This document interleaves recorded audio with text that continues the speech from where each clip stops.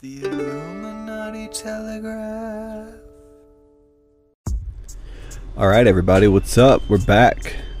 We are back. This episode's been in the chamber for a few weeks. It is basically a part 2 of Hollow Earth. Because on Hollow Earth, we discussed all the different Hollow Earth theories and cultures. And on this episode, we're going to be going specifically deeper into Agartha and subterranean cities, which was awesome. So join us for this. I was a little sick, but I didn't give a shh. And I pushed through like a champion. So, you know, I'm doing this intro a couple weeks after shooting the episode, so I don't remember a dick about what we talked about. I kind of remember, but basically, Agartha and this Tibetan ancient myth of Agartha's the Agartha is the underworld, the inner world, the Hollow Earth, and Shambhala is the capital city. But this stuff is deep, man.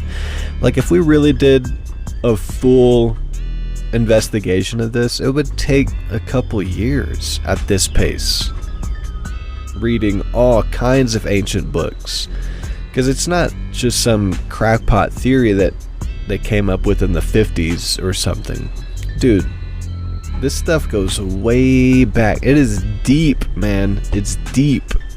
It's insanely deep. And we just barely scratched the surface, but it's still fascinating. So don't forget to check out Alfred and the Tedinator's live record. It is up, available everywhere now. Go listen to it. Alfred and the Tedinators. It is called Psycho Gringo, Tale of the Feathered Serpent. And Golgothan. They're on Spotify. Go listen to them now. Right now. Death of Skepsis, also everywhere. Go listen to it now. Right now.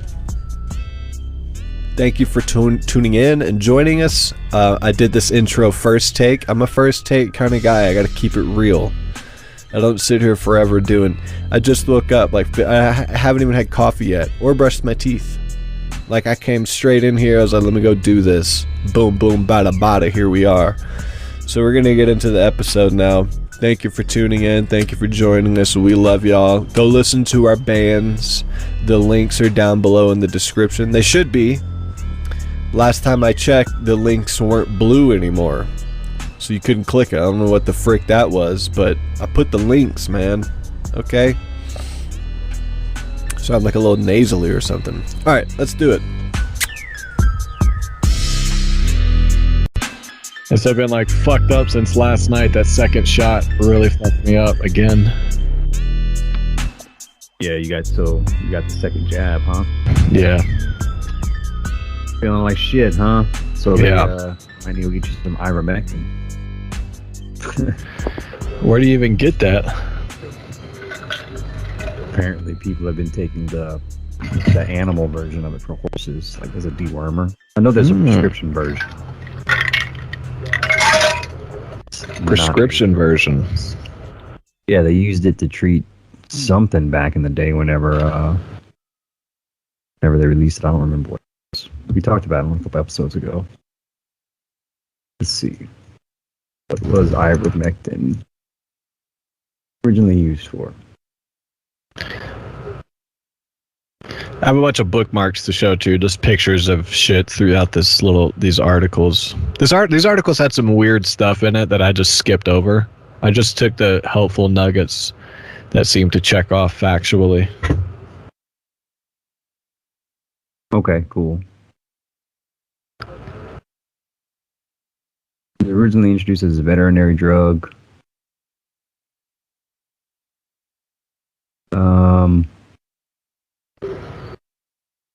Man, this fucking paper's way too long.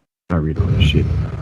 You used to treat something called onchocerciasis. I can't say that word. Onchocercias.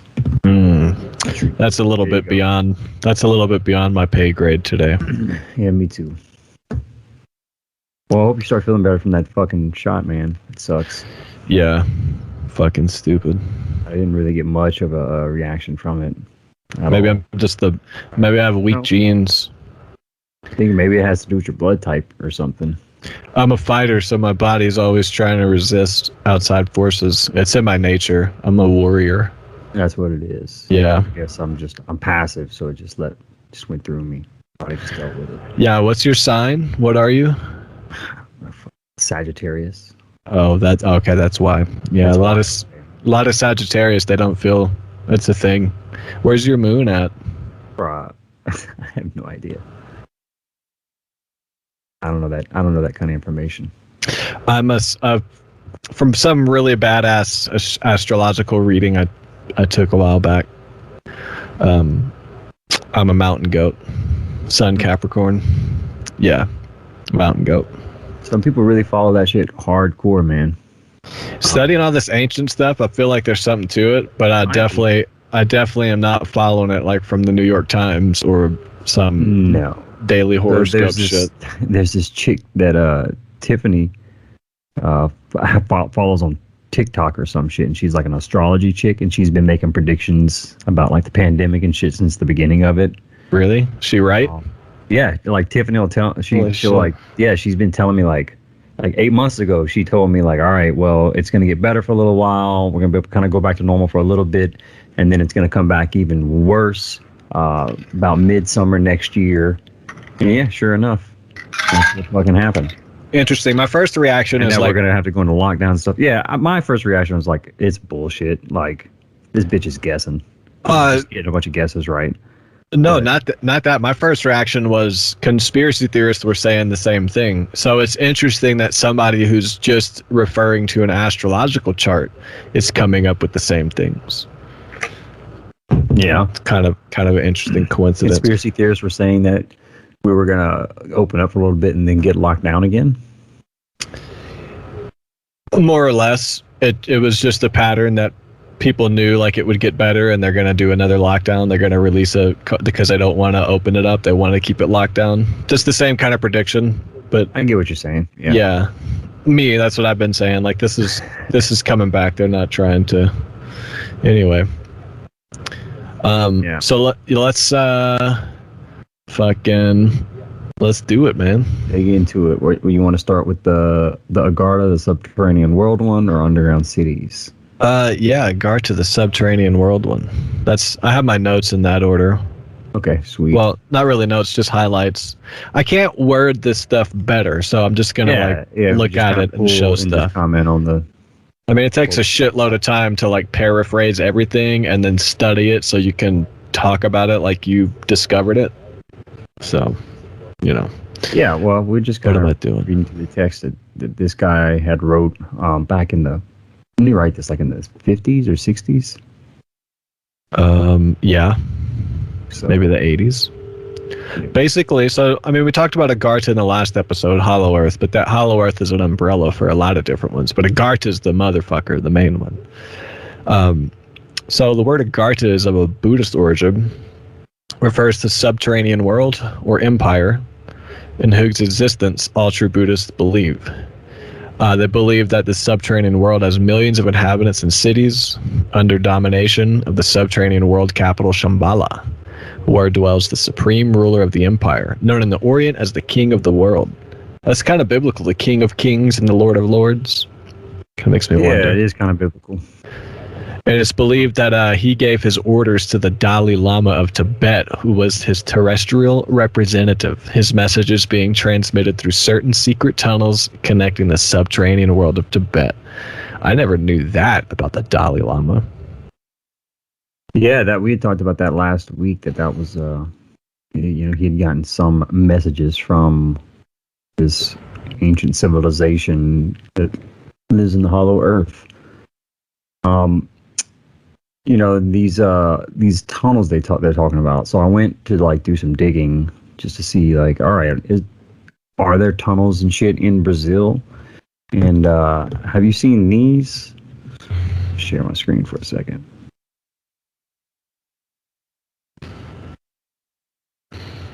apparently hundreds of these. Yeah, I was looking at that. We might have the same article On paleo burrows.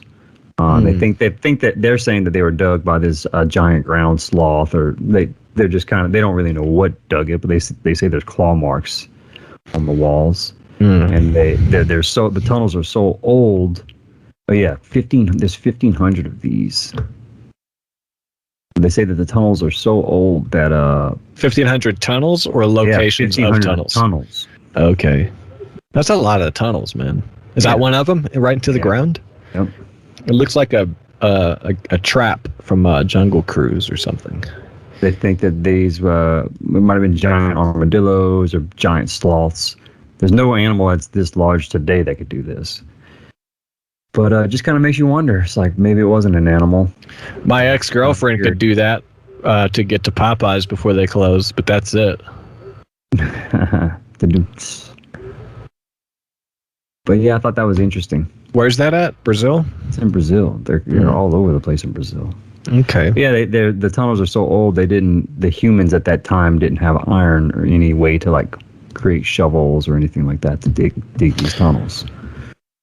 So yeah, that's why they think it's an animal. But I mean, this book article we read actually goes so far as to claim that they used like huge boring tools. I mean, they just go out and say it. They're like, these are aliens that use boring tools. It's like, okay, I'm gonna skip this part. Which part? That it was aliens that used boring tools. Like, I don't want to put that in my notes. Like, it was aliens. Interesting. No, they think it was Atlanteans. Yeah, Atlanteans and all that. I mean, I'm down with that, but this article that we're reading from is like their idea is that the Atlanteans had amazing technology at the time, but their technology surpassed their morals, so they had this nuclear war, and then they fled. That's it. That's the part that throws me off. Yeah, and they fled inside the Earth to escape the radioactive fallout, and the radioactive fallout caused the climate to shift and change. And they were just trying to escape all of that. Because and so that's why they think that this subterranean race are the descendants of Atlanteans who have superior technology. But then they talk about how they're superhuman too, and they live for hundreds of years, and they're perfect continents, so that they only have enough energy to everything's in perfect harmony and balance. So super intelligent. They're fruitarians, so apparently they don't eat any meat or anything like that. So, all right, all of those claims make me go, Yeah, how do you know? I mean, that must be... It's being said with such certainty in the book. I'm like, Yeah, it must be like a strong inference from some ancient text, like an interpretation. But there's no way. I mean, if anybody knew that for a fact. Yeah. But to push back on the Atlantean nuclear war, I'm with Randall Carlson and that whole comet impact catastrophe theory, all the flooding and how it dates back, and get into the pyramids and the waterware. Maybe there was an ancient civilization that fled inside the Earth to escape like a cosmological event like that. Absolutely. And there's nothing to say they didn't have both. Maybe like shit hit the fan in nature and they were bombing people. Yeah, I mean, it's but no one knows for sure. Yeah. It'd be cool like if someone funded a real exploration into like these places that they're talking about have entrances to the hollow earth, right? Yeah. Tibet or Brazil seems to be really interesting. Yeah, it says the Brazil in the west and Tibet in the east seem to be the two parts of the earth where the underground tunnels connect. Contact between the subterranean world and the surface may be most easily achieved. Yeah, they also think that there were similar tunnels like at the base of the Pyramid of Giza. And that's why when the pharaohs are talking about being in contact with gods of the underworld, that maybe is a little bit more literal whenever you start to aspect. Yeah, I mean, the Dalai Lama's New York Times bestseller book, The Art of Happiness, didn't mention anything about meeting up with subterranean terrestrials. Yeah, but this guy is saying that he did with certainty. Anyway, carry on. So, the famous Russian artist, philosopher, and explorer Nicholas Roerich, who traveled extensively in the Far East, claimed that Lhasa, the capital of Tibet, was connected by a tunnel with Shambhala, capital of the subterranean empire of Agartha. The entrance of this tunnel was guarded by lamas who were sworn to keep its actual whereabouts secret, ordered by the Dalai Lama. Similar tunnel was believed to connect chambers at the base of the Great Pyramid of Giza with the subterranean world, which there are tunnels there, by which the pharaohs established contact with the gods. The various gigantic statues of early Egyptian gods and kings, as those of Buddha found throughout the Orient, represent subterranean supermen who came to the surface to help the human race. I mean, I can't disagree with that. Well, when you look at like the art, the ancient carvings and the paintings and stuff from like ancient civilizations, we talked about that last week. They all depict like this being bestowing something to them, like kind of in the form of a handbag, right? Yeah, thought of to represent the knowledge that they're bestowing. Like Quetzalcoatl. He fucking taught him how to pops up a lot in this article. Grow corn, but the Dalai Lamas, the lamas protecting the cave, there's a tribe that comes up in this article, and they're out there in Brazil, and they're supposed to be protecting their underground tunnels, and like you can't even go there because they'll just kill you. It's not like a tourist attraction. Like if you want to go and explore these tunnels and find them, kiss your family goodbye. Go with the fucking machine gun and like a Jeep with a 50 cal on top of it, and I think we'll make it to it. Hey, pause. Fund it. All right. Pause here. Oh wait, give it a couple minutes. I have to watch this Uber Eats order coming, but she's at the left light over there. All right. So I'm skipping a paragraph to the bottom of the first page. The subterranean civilization of Agartha is believed to represent a continuation of Atlantean civilization, which you said. They represent descendants of the lost continent of Lemuria and Atlantis, as well as the original perfect race of Hyperboreans. I read a book on Lemuria and Atlantis, and that book proposed that Lemuria was on the west coast of America because it's got the oldest bio fucking plant life and rocks, the oldest in the world. West Coast, really? Yeah, the East Coast would have older, because that's the Appalachian Mountain. That's more of an ancient mountain chain and shit. And in Lemuria, that was theorized by some guy in like the 1860s, I believe, who came up with that theory. And maybe it's wrong, but no, you might be right, but I don't. Like, was that all the theories about that continent? It's been on the West Coast, or is it just one theory you read? It was been a while since I read the book, but that was one theory. I think it was a Rosicrucian. Which paragraph is that in? That's at the last. Wait. Lemuria, what I just said. That's the first sentence of the last paragraph on the first page.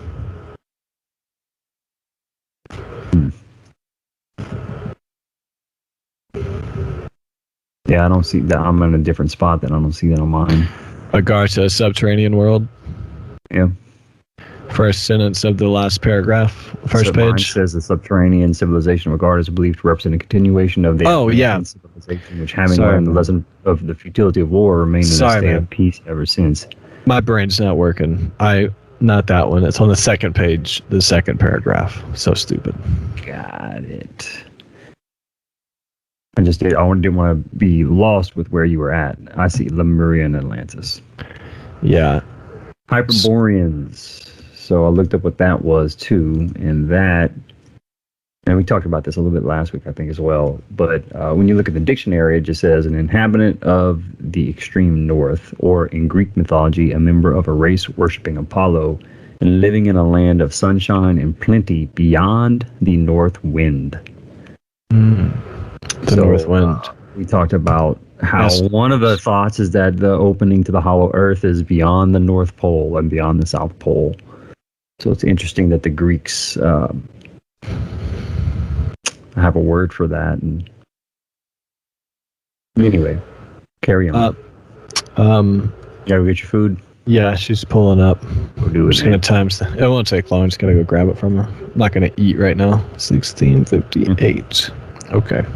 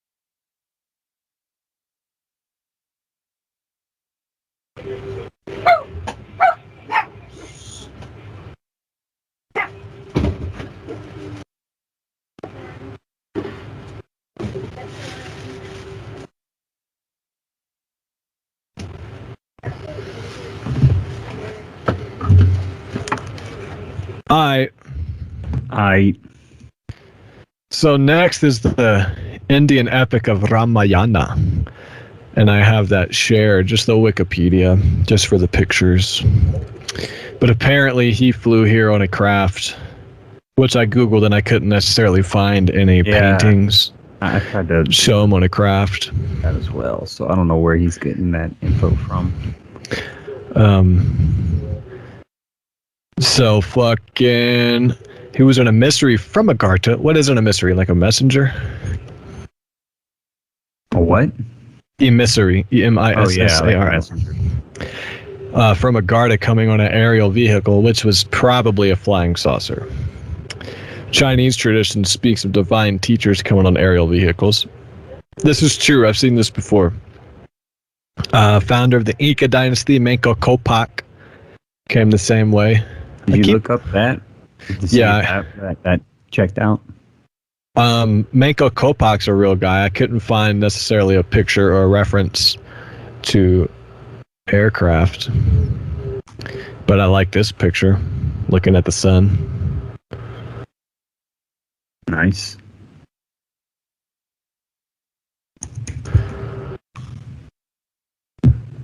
Yeah.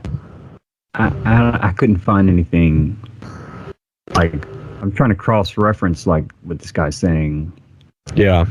But some of this stuff I could not verify. But he's just kind of saying it. You know what I mean? Yeah. Like, with certainty. Yeah. He was born in Tampatoco. And I think he spelled it wrong, too. But he founded Cusco, which is a popular place. But the thing about... Hold on. A legend. He and his brother and sisters lived near Cusco. They united their people with tribes. Nothing there. Yeah, see. You think that would be kind of an important part of the legend? Yeah. I mean, I don't trust the Wikipedia to talk about that stuff, if I'm being honest. Maybe it would. One of the greatest. In T legend, Manco Capac and his siblings were sent up to the earth by the sun god and emerged from the cave of Pecaratambo carrying a golden staff. There we go. Instructed to create a temple of the sun in the spot where the staff sank into the earth. They traveled to Cusco via caves and there built a temple in honor of their father, Inti. There you go. So that's a little hollow earthish right there. It doesn't talk about anything about a craft that he. He just said it was probably a flying saucer, but a lot of these ancient deities did come from the sky, and that can still fit into hollow earth because when you go north, you run into miles and miles and miles of deadly ice and snow, and it's not until you pass that, according to hollow earth, that it turns back warm. So it makes a lot of sense that they would use some kind of flying mechanism, if it's the case, to reach this part of the earth because they have to get over the ice. And if you fly over the ice, just fly all the way there. Right. So to them is like coming from the sky, but how it maybe came from the center of the earth. This guy thinks that they had super advanced UFOs that are what we're seeing in modern times. Like the Tic Tacs and shit like that. Yeah. Yeah, that might be government technology, though, man. I think so. Yeah. I think the release of, or the them saying that it's UFOs or maybe from another planet, that's them covering shit up. They just don't want us to know that they have that stuff. Yeah. Maybe. I hope not. I hope it's from another planet. That would be way better. Too. That's really cool, but I think the government's just covering shit up, and they're trying to misdirect us with this recent attention on UFOs. So there's Quetzalcoatl, which we mentioned briefly in last episode. Quetzalcoatl is described as having been a man of good appearance and grave countenance, with a white skin and beard, and dressed in a long flowing white garment. Now, any pictures I find of Quetzalcoatl is straight up a dragon. And he doesn't have fair skin. But these are like those. Remember that appendix we found? Mm-hmm. That was crazy shit. Yeah, so he's got pretty bad skin, actually. It's real scaly, man. He needs to do something about that. He was also called a Huaymac because of his great goodness and continence. He taught the Indians the way of virtue, tried to save them from vice by giving them laws and counsel. Basically the stuff that it appears Göbekli Tepe took part in, which was like an academy, a transfer of knowledge, as they say, which is super interesting. He taught pacifism and condemned violence, instituted a vegetarian diet. Corn was the principal food, taught fasting and body hygiene. He was a spiritual teacher of the inhabitants of Brazil, according to Harold Wilkins, according to this article. But he was with them for a while, the Indians, and then they started to not care, so he left. Departed, telling them someday he would return. That this visitor from heaven left the same way in which he came on a flying saucer is indicated by the following facts. When Cortez invaded Mexico, the Emperor Montezuma believed that the predicted return of Quetzalcoatl had occurred because a fireball had gyrated over Mexico City. I don't think that's fact, but... Yeah, neither. But it's a good story. Yeah. And they believe the fireball was a flying saucer that he traveled on. Yeah. Osiris was another... Yep. I don't have much on this, but it just comes up right here. He was another subterranean god. They were the rulers, the ancients were the rulers, the gods of the ancients were the rulers of Atlantis. See, have you heard of the Ricot structure? No. Look up some videos about this. It's in East Africa. What's it called? The Ricot structure. It matches all the dimensions and location and descriptions of Atlantis, even down to the red in the dirt. And it's got 3 big concentric rings. It's got the mountains to the northwest where the water flooded over and destroyed this area to the ocean in the east, just like the old tale is from Plato. And there's like actual flood patterns that show that happened. But this RICHAT structure. Wow. Yeah, I'm looking at images of it right now. You want to pull it up? So this is what I think of when they say Atlantis was subterranean. I think of the Recot structure, and I don't know about that. Yeah, because are they saying that this could have been the lost city of Atlantis? Yeah, there's some in-depth videos. There's this one guy, I don't want to shout out his channel. I think it's the guy that's fucking Randall Carlson, and he's such a fucking dork in his videos. But, you know, yeah. That looks like they added water CGI or something. Yeah, they did. But that's pretty wild. Yeah. And in East Africa as well, or West Africa, you know, where Cradle of Civilization and the pyramids and all that was. Shit. Imagine if that's what it really looked like. Man, that's really interesting. I gotta go look into this. Yeah, the Recot structures is a little crazy. A little trippy. Yeah. Maybe this Hollow Earth shit is wrong. Maybe. Well, no, so Atlantis wasn't inside of Earth. It was they escaped Atlantis from catastrophe, remember? So yeah. Still tracks. Yeah, and they would have went east away from the catastrophe and built the pyramids. I don't know, but maybe those were already there. I don't know. Well, apparently a bunch of Atlanteans went to Brazil. Hey. And there's talk that there's Atlantean cities hidden in the jungles of the Amazon in Brazil. It's where the El Dorado comes from. LiDAR is finding lots of underground monuments all across Brazil. Brazil's got some wild shit going on there. Yeah, you know, it's botanically considered a garden because it's such diverse wildlife and it's all specific to certain needs and things like that. It's not like random stuff. It's like vanilla beans and, you know, I'm kind of making shit up, but it's like a bunch of very specific exotic food plants and spices and things you can make things with. Ayahuasca, like cherry trees. So whatever, like I heard at one point it's botanically a garden. It's not like really a jungle of random shit. What makes it a garden versus a jungle? I think a jungle.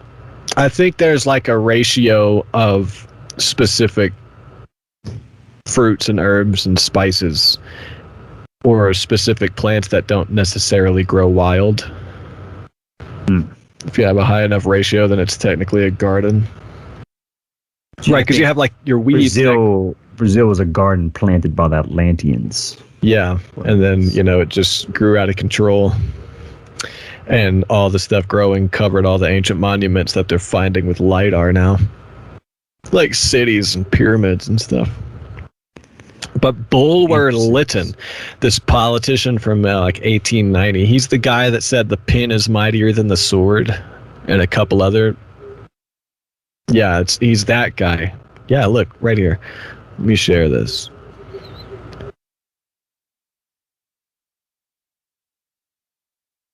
Pen is mightier than the sword.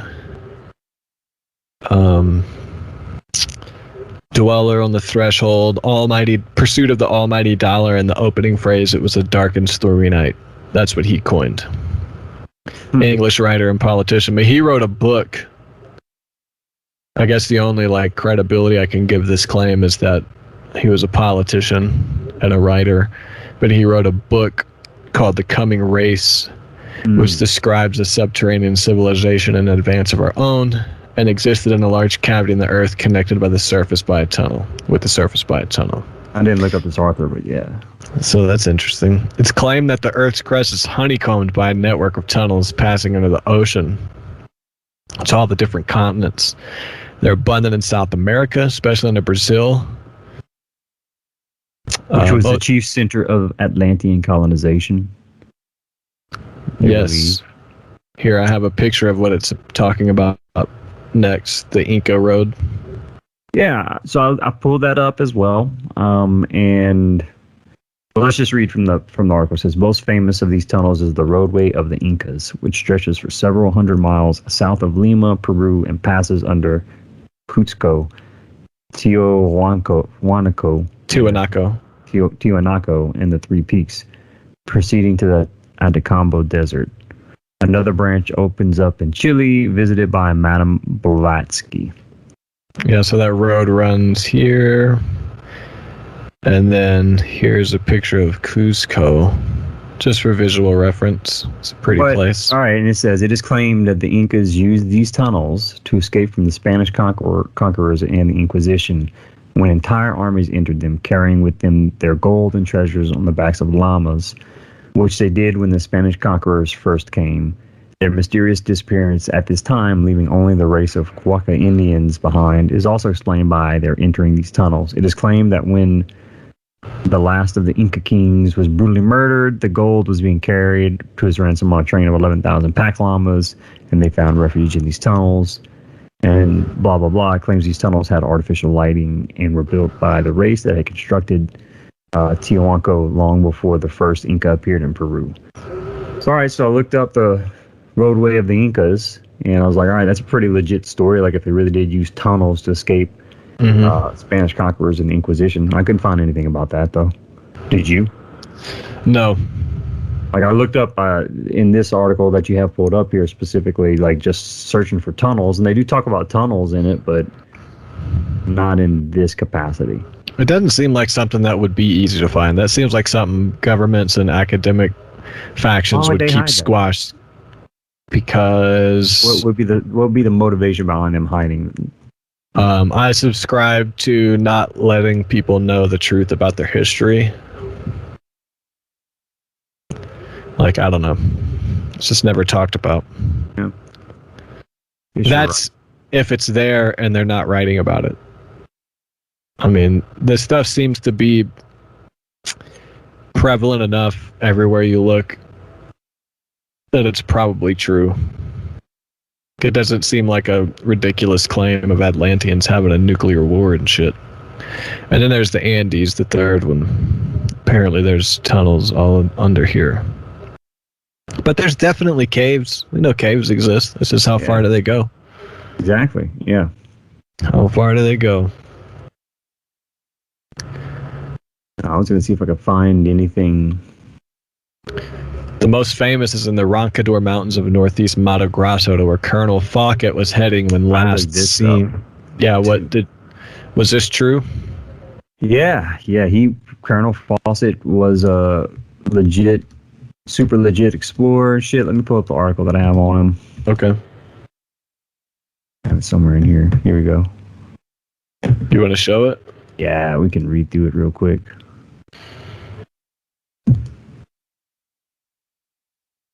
All right, so Colonel Percy Fawcett was most famous for his half-dozen map-making expeditions in the wilds of Amazon, a place he called the last great blank space in the world.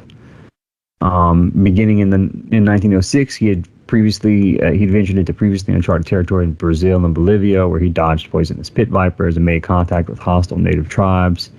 His exploits grabbed headlines around the world and won him a prestigious medal from the Royal Geographical Society. They even inspired Sir Arthur Conan Doyle to write the 1912 novel The Lost World. Let's see. As years passed, he became increasingly obsessed with seeking out his modern-day El Dorado, which he dubbed the City of Z. He launched 2 searches for it in the early 1920s, but was driven out of the jungle on both occasions by poor weather, fever, and exhaustion. It took more than 3 years of campaigning before he finally secured funding for a third mission.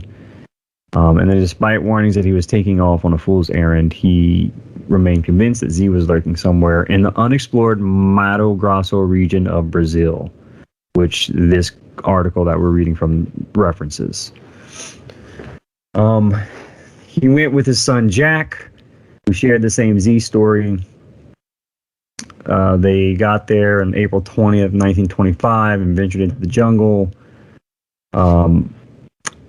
Basically made their way about 10 to 15 miles a day, and then at some point they reached this dead horse camp where he had been forced to shoot his spent horse and call it quits on one of their earlier searches there. They unloaded their equipment and guides and sent their guides back to Cuaba. And before the natives left, he handed over the last of the expedition's dispatches, which included a letter to his wife Nina saying Jack is well and fit and getting stronger every day. You need to have no fear of any failure. That was the last they heard of him. Damn.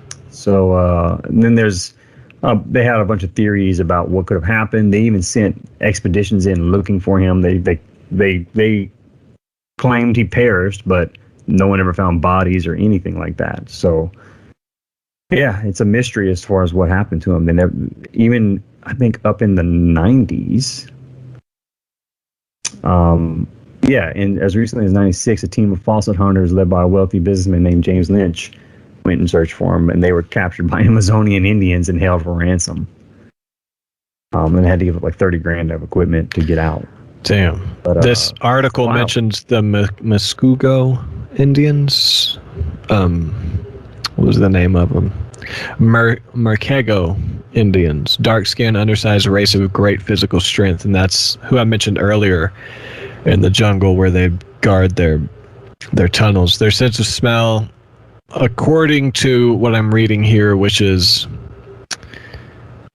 a letter to the author from an American named Carl Hooney who lived many years in Mato Grosso and made a special study of the subject. He said the entrance is guarded by the Muskego Indians. Their sense of... What's up? This article doesn't make mention of those Indians. Well, hey, believe it if you want. Double check it. I'm just aggregating information I found searching this. And sure. this is the best thing. Unless I go read an actual Tibetan Buddhist book from like the 1300s. Which I'm not going to do. Yeah, I don't know how to... or watch a bunch of documentaries, but they all say the same stuff. Stuff. Their sense of smell is better than a bloodhound. Even if they approve of you and let you enter the caverns, I'm afraid you will be lost to the present world.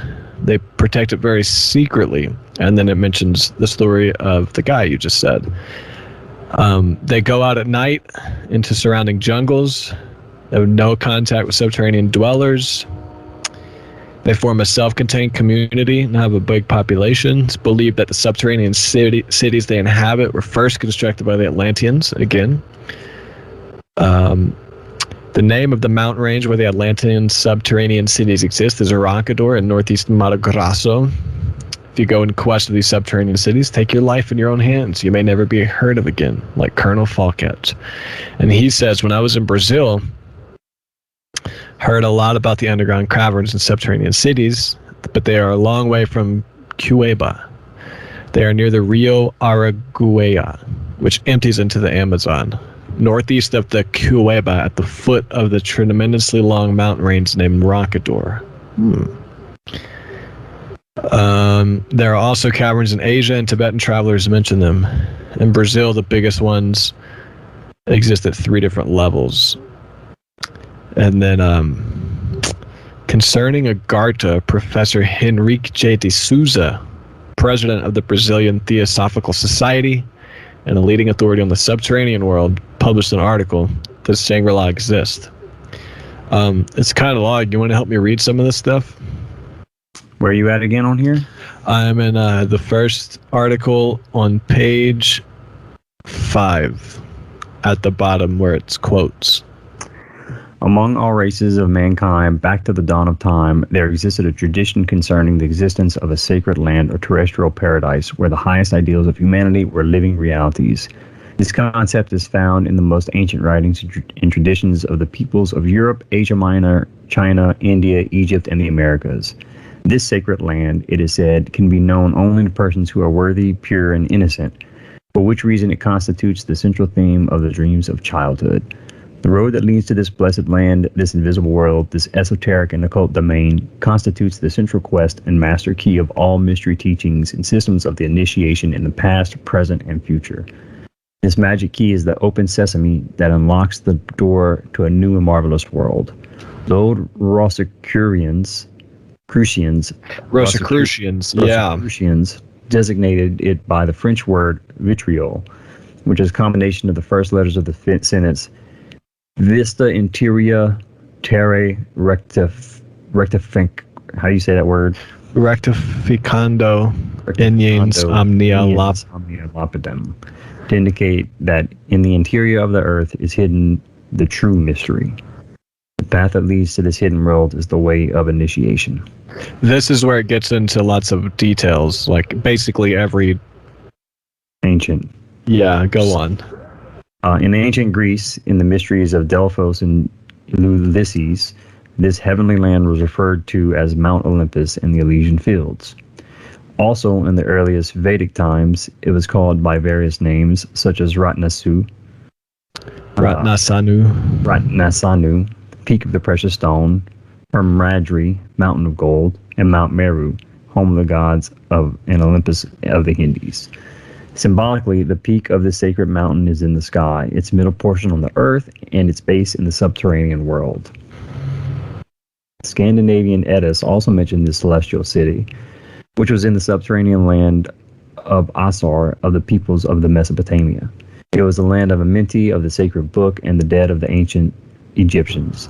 It was the city of 7 petals of Vishnu and the city of 7 kings of Edom or Eden of Judaic tradition. In other words, it was the terrestrial paradise. In all of Asia Minor, not only in the past but also today, there exists a belief in the existence of a city of mystery full of marvels, which is known as Shambhala. Whereas the Temple of Gods is also Erdamp of the Tibetans and Mongols. The Persians call it Alberti or Aryana, land of their ancestors. The Hebrews called it Canaan, and the Mexicans Tula Atolan. Canaan? The Canaanites. Interesting. Yep. While the Aztecs called it Mayapan. The Spanish conquerors who came to America believed in the existence of such city and organized many expeditions to find it, calling it El Dorado, or City of Gold. They probably learned about it from the Aborigines, who called it by the name Mano, or city whose king wears clothing of gold. By the Celts, this holy land was known as Land of Mysteries, Duat or Donata. The Duat, that's like an Osiris thing. The Duat. Duat. Chinese tradition speaks of the land of Chivin, or the city of a dozen serpents. It is the subterranean world, which lies at the roots of heaven. It is the land of the Caucasus, Chalkis or Chalki, the famous Colchida for which our Argonauts sought when they set out in search of the golden fleece. And this was interesting. This last part, and we'll be done reading here in a second. Sorry, folks. But this was an important part of this whole thing. In the Middle Ages, it was referred to as the Isle of Avalon, where the Knights of the Round Table, under the leadership of King Arthur and under the guidance of magician Merlin, went in search of the Holy Grail, symbol of obedience, justice, and immortality.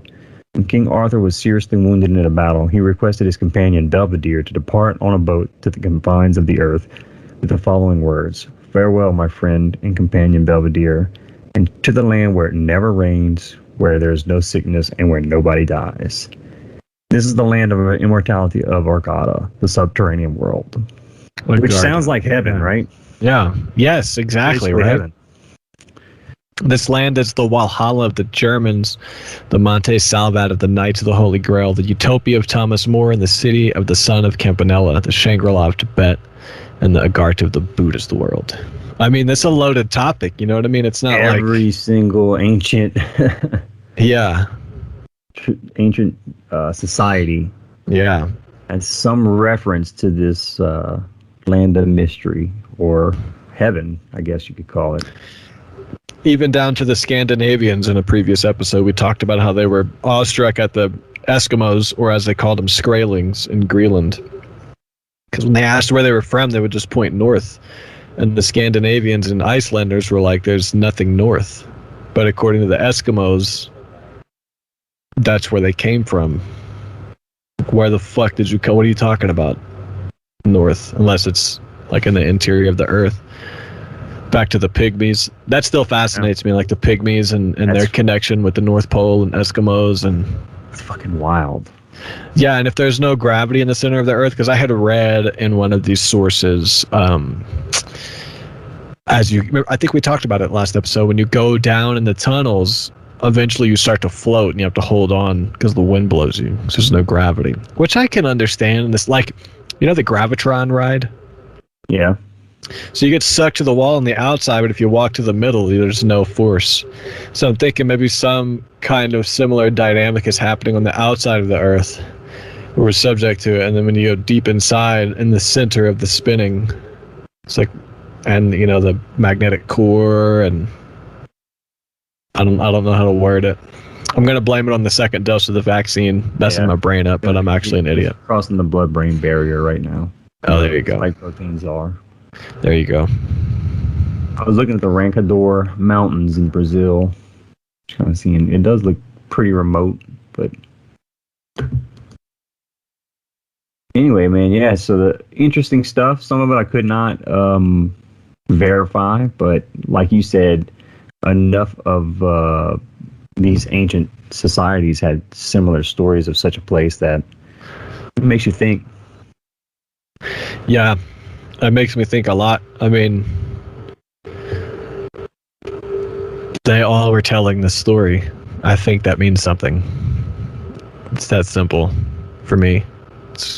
I mean, they all just got lucky. And it's something fucking strange happened back then with all these civilizations. I mean, yeah. Look at like I talk about it a lot, but like Graham Hancock's work and how he feels about these ancient civilizations, and I love his work upon them, and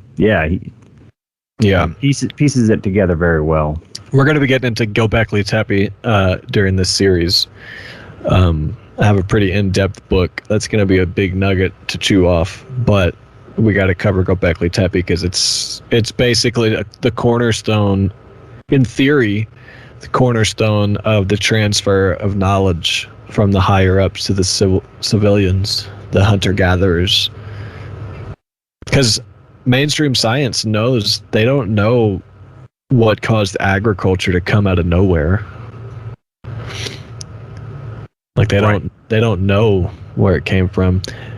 But this is it seems like when they look at the timeline of humanity, it seems like it was taught to us, because it just boom, out of nowhere we understand science and medicine. I don't think it's this gradual thing. But these are the article I had on those tunnels under Brazil, when you were talking about those big animals that would claw through the tunnels. Mm-hmm. I'm thinking the animals could go in the tunnels and claw, but just because there's claw marks doesn't mean they made them. But this is a scale of how big these motherfuckers were. You see that? Can you imagine coming across one of those, dude? Fuck. It disappeared. There we go. Do we know those things existed, or are they just guessing based on these tunnels? Man, I don't know. That's a good question. Giant sloths. Paleo burrows were probably dug by the second largest prehistoric land mammal next to the mammoth, the giant sloth. So I guess it was a real thing. According to Frank, found his first tunnel in the early 2000s and learned that another scientist had coined the name paleo burrows for them.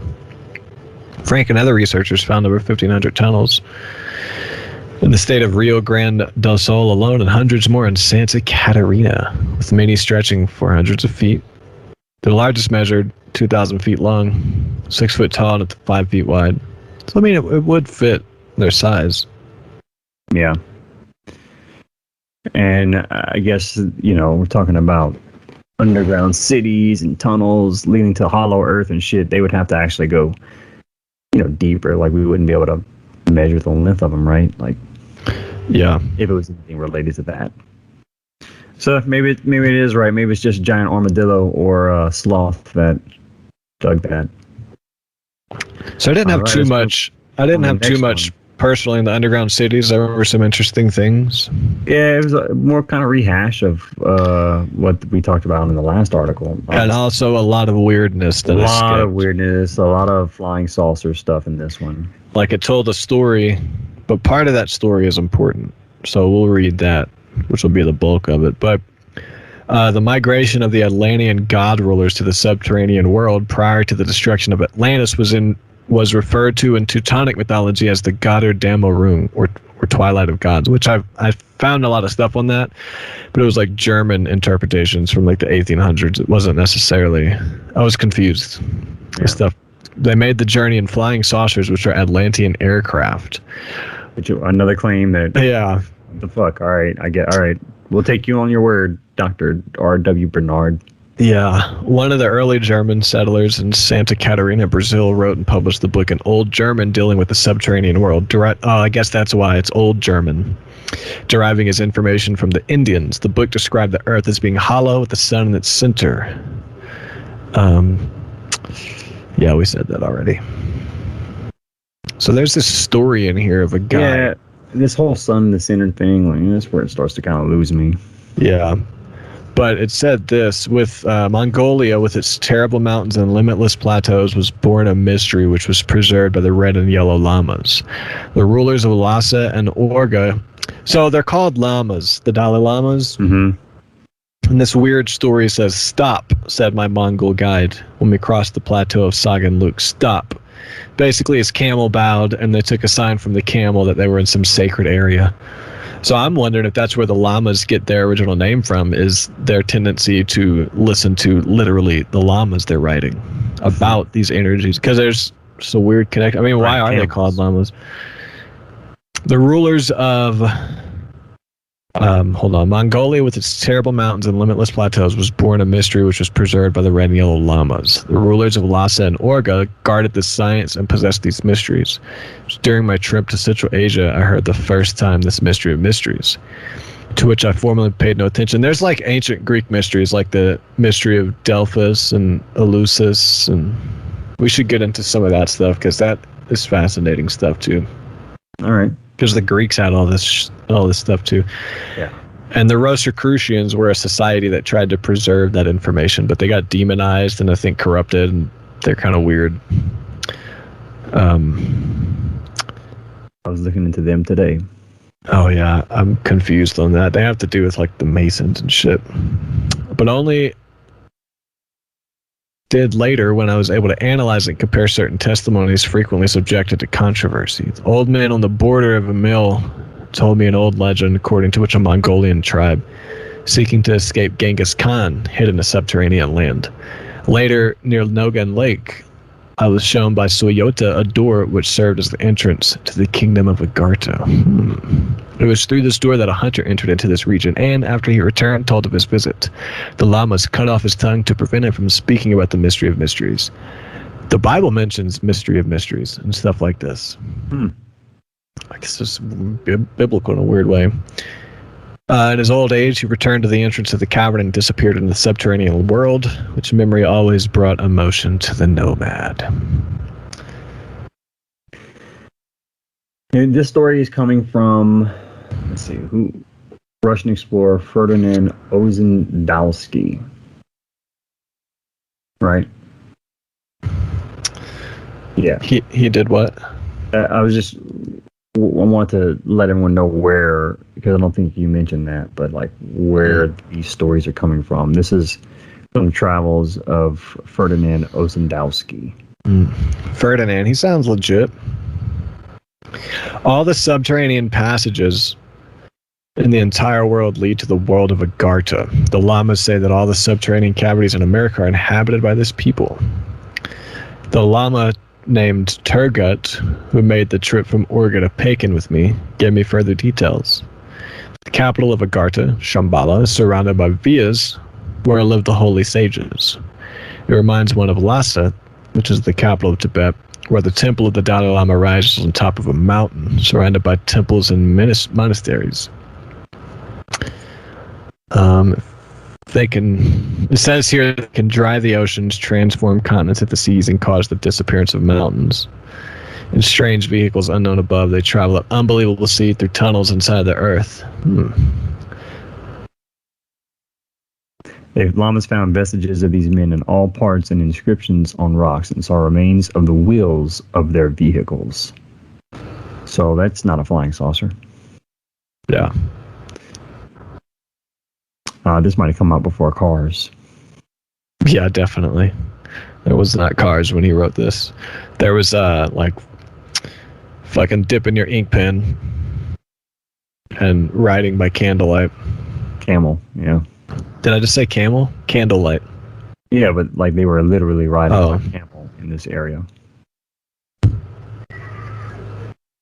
When I asked him to tell me how many persons visited Agartha, the Lama answered, a great number, but most of those who were there maintained the secret as long as they live. When the Olets destroyed Lhasa, one of their regiments in the mountains of the southwest reached the limits of Agartha and were then instructed in mysterious sciences, for which reason the Olets and Talmuds became prophets. Certain black tribes of the east also entered Agartha and continued to live there for centuries. Later, they were expulsed from the subterranean world and returned to live on the surface of the earth, bringing with them knowledge of the mystery of prophecy by means of cards and reading the lines of the hand. They were the ancestors of the gypsies, which is maybe why they just roam and wander the world, because they were expulsed from their true home of the subterranean world. Anyway, it goes on. In certain regions in the North Asia, there exists a tribe which is on the verge of disappearing and which frequents the caverns of Agartha. Its members can invoke the spirits of dead which live in space. Wild. Is there any more to this story that you want to run through? The next paragraph. The Lama remained silent some time and responded, in Agartha the sages write on stone tablets all the sciences of our planet and of other worlds. The Chinese Buddhist sages know that well. Their science is the most advanced and purest. In each century, the sages of China united in a secret place near the sea and on the backs of 100 large turtles that come out of the ocean. They write the conclusions of the divine science of their century. Turtles get involved in this for some reason. They live like 3,000 years under the surface and they're sacred. So strange. Yeah. But it's interesting, it's a way that they talk about preserving the knowledge of humanity. That's all of my notes. Yeah, I mean, then it goes on. It gives you the conclusion of the book after this story that the Russian explorer tells, which has some interesting excerpts from it for sure. So, they kind of talk about really two areas in the world, Tibet and Brazil, where you have the most prominent entrances to the subterranean earth. They did talk a little bit more about how, and we didn't really talk about this from the last article, but there are two areas of the hollow earth. There's like the crust, which is like an area of like honeycomb tunnels, basically, with smaller cities, and then you have the actual hollow interior of the earth. So it's kind of separated into two areas of the hollow earth. The conclusion is that from the evidence contained in this book, confirmed by many Arctic explorers whom we cite, they come to these conclusions. There's no north or south pole where they're supposed to exist. There are really wide openings to the hollow interior of the earth. Then he goes on to say, flying saucers come from the hollow interior of the earth through these polar openings. The hollow interior of the earth, warmed by its central sun, has an ideal subtropical climate of 76 degrees in temperature, neither too hot nor too cold. The Arctic explorers who traveled north, they just found more open seas. They found animals traveling north in winter seeking food and warmth where they should have gone south. Basically, they when trying to go to the poles, they ended up in the hollow earth.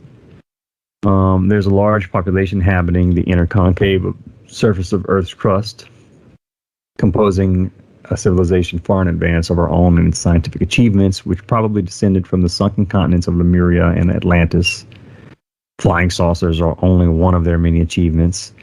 It would be to our advantage to contact these elder brothers of the human race and learn from them and receive their advice and aid. The existence of polar openings and land beyond the poles is probably known to the U.S. Navy, in whose employ Admiral Byrd made his 2 historic flights, which is probably a top international secret. Then he goes on to talk about UFOs or flying saucers in ancient times. And I thought this was interesting. I'm not going to read all these, but he lists a bunch of examples of works from ancient writers that kind of reference UFOs, dating back to like BC 498. With Cicero of the Nature of the Gods, all the way, to like AD 217, where Dio Cassius wrote in Roman history. So thought that was really interesting. You know, all these ancient cultures have references to chariots in the sky and all these celestial beings visiting them from above. So yeah, who was the biblical character, the only guy he never died? I think it was Methuselah. He was ushered up into heaven in a flaming chariot. Yep. Interesting. What do you think about it all? I think there are tunnels. I don't know if there's a race underground and all of that stuff, but I believe in tunnels, and I think if you go far enough, you'll reach some wild shit. Yeah. Yeah, and I want to know more. I want to know more about the tunnels beneath Pyramids of Giza. Yeah, you know, there might really be tunnels connecting like the continents and shit. You know, and to push back on governments having these flying saucers, that one Commander Fravor, that popular one, Tic Tac or whatever, that Tic Tac went to his predestined location right before he went there. Like, it knew where he was going ahead of time. It was there. It just shot off, and then he went to his location, and it was there again. Like, it knew where he was going. I don't know how governments could have like telepathic, clairvoyant stuff. Because a lot of the devil's advocate with that, if it were a government technology, wouldn't they know where the point where they were going to recon would be at the end of that mission? Yeah, if they hack their system. Right. I mean, if it's the really government technology, the government would know, like, yeah. I mean, the military exercise are going to be showing up at these points, you know? Yeah, that's true. Dude, that's still fucking fascinating. Yeah, definitely. I mean, the fact that they get a pyramid and a Tic Tac to fly at supersonic speeds with no explosion, that's amazing. I mean, you go watch that UFO documentary on, I think it's on Showtime. I'll give you like my login so you can watch it. Okay. But what's the name of it? It's just called UFO. Oh yeah, so dude, send me your login because I'm like trying to recover from the second shot and I feel like dog shit. I'm gonna go take a nap and watch that. But yeah, I'm gonna send you my login. Also, I downloaded Destiny 2. Yeah. All right. So what, you got the free version? Yeah, I got the free version, but I'll get the whatever. It seems pretty cool so far. Yeah. What's your light level? I don't know. I played for like maybe 30 minutes, 40 minutes. Did you see if you were level 0 or 1100? Your character? 11, like when I look at it, it's like 11 something. Okay, so it started you at 1100. So that's cool. Yeah, you don't have to do storylines. It'll unlock features in certain parts of the game. Like, if you don't have the story... Do you just battle the computer, or do you ever like do player versus player at any point? Player versus player.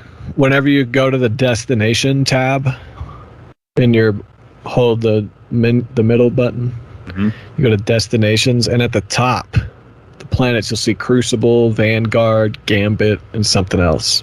Crucible is matches where you play other people. Is that what you and Steve-O do? No, we do Vanguard Strikes, a playlist, so it just repeats these parts of the boss battles of levels from the campaign. You just play that. It's super fun, and you level up.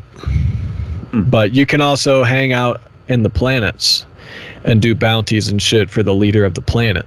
But you can't get the bounties if you don't have the storyline unlocked. Oh, I need to go finish doing all that then. Yeah. There in the destination tab, there's also a timeline. It'll show you the order. They just added it, which is helpful. The order of the expansion packs. It starts with the Red War, and then Warmind, and then Curse of Osiris. You have all the expansion packs? I don't have them all. When I bought Destiny Forsaken 2, it came with Red War, Warmind, and Curse of Osiris. All right. So I had played that. I figure out if I really dig it first, and if I really like it, I'll get the expansions. So it's fucking. What character are you? Because the Warlock is the best. There's a double jump where he can fly. The Hunter, I had to stop playing with that motherfucker because he can't jump. White dudes can't jump. Titan? Okay. Yeah, okay. I can double jump. You probably can't fly as good as me, though. Not. So I need to change. I mean, if you want to. Yeah, it's relative. You don't... you started with the Titan, so that's what it's like the first thing that was on there, so I just chose it. Okay. Cool, man. Let's stream with Steve-O sometime. Yeah. Do something. Be fun. And shit. Any updates with your band? No, none at all. I'm supposed to have a show on the 21st in Baton Rouge. I don't know if that's going to happen because Baton Rouge is fucking wrecked right now, as is New Orleans. They are wrecked. They're probably not going to have power for like a month. They should have got the vaccine. Oh, you talking about the hurricane? Yeah. Hurricane Ida? Damn. Hurricane annihilated them. Not going to have power for months? For a month, probably. Damn. I mean, I guess if you have a generator, you could make it do. But damn, that's fucking harsh. Yeah. Yeah. Me and Joe decided we're going to release our live record that I was talking about.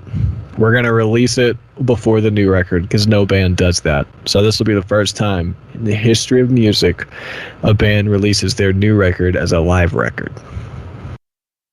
But it's not the full new record because you didn't play the whole album. Yeah, we weren't playing like an album show. We just did all of our songs, which are mostly new ones, and a few of the ones from the previous record. So there's still not everything coming to you on this one, but that's going to be out on Yom Kippur, September 16th. It's uploaded and published today, made artwork, all that shit. So we got a live record coming to y'all. Yeah, it sounds awesome. The mix and all that shit from the guy came out really good, and then I mastered it. And it fucking jams. Send it to me. It jams. I will. September 16th. Fuck yeah. So September 16th. Yeah. And I'll let you know whenever we will be putting out a single soon and a new album. So I'll let you guys know what happens. But I want that. Just fucking waiting. Just waiting. It's all done. Are y'all still mastering your music, or do they have people that you're sending it off to? We did all that. So they're like, hey, y'all shit sounds good. Just do whatever you want. Okay, cool, man. We sent it to them like when we were shopping labels. We sent it wasn't the final mix, but it was pretty done. Yeah. We sent it over to them. Cool, man. So, right on. But yeah, man, go eat your food, bro. Yeah, I'm going to take a nap, dude. I'm feeling... I got up and at it for the podcast. I had a couple moments where I was hot flashing, though. Not going to lie. I was like, whew. Let's call it a short one today. Let you get some rest. And we'll right on. We still got it done, though. Look at that shit, bro. We did, man. We fucking got in there and did it. It's hard sometimes to squeeze this shit in, but I enjoy it. I want us to try and be as consistent as we can. So. Yeah, and we have regular listeners, like the first 24 hours, 14 to 16 people. So whoever y'all are, much appreciated. Fuck yeah, much appreciated. Thanks for tuning in. Over time, in the long haul, I expect to learn more about this shit. This is just what I could find in this time frame. Sure, me too. I plan to read the Buddhist, like the Egyptian Book of the Dead. You know what I mean? Eventually, but I couldn't cram it in this week. Yeah, me either. And since we have regular listeners now, if you guys find cool shit, cool resources that we can dive deeper on this subject on Hollow Earth, we'd appreciate it. Send it over to us. Send it over to us, definitely. Illuminati Squatty Potty at Gmail and Illuminati Telly on Instagram and Twitter. Follow us. Get updates on episodes. Maybe I'll post a picture of my chihuahua. Gentlemen tweet funny stuff. Yeah, and then delete some tweets because I'm like, you know what? I don't really know this whole story, so I'm gonna delete that. I probably should make a joke about, a pregnant lady who died from getting the vaccine. I'm gonna delete that one. Definitely should.